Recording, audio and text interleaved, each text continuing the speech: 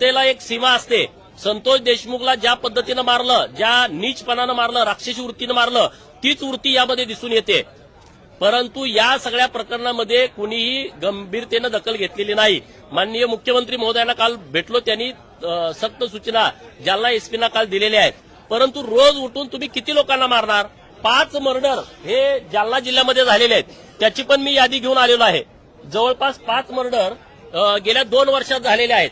त्यामध्ये रामदास जोशी नावाचा एक धनगरवाडी तालुका भोकरदनचा मुलगा आहे, त्याच्या अंगावरती ट्रॅक्टर घातला।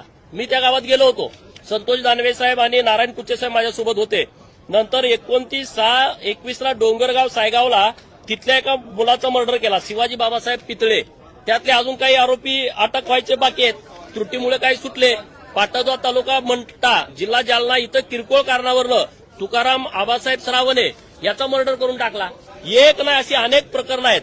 अतुल खनके या तरुणाला अखनी तालुका मंठा जिल्हा जालना इथं त्याचा मर्डर केला। आणि कोकाटे आदगावचं प्रकरण सगळ्यांना माहित आहे, मीडियामध्ये आलं होतं।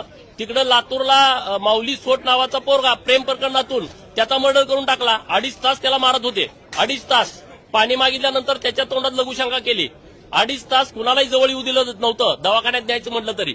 मग पोलीस आल्यानंतर त्याला दवाखान्यात दिलं, तेव्हा त्याचा मृत्यू झाला होता। एक ना अनेक प्रकरणं अशी सुरू आहेत। तर या बाबतीमध्ये सरकारनं काहीतरी निर्णय घ्यावा।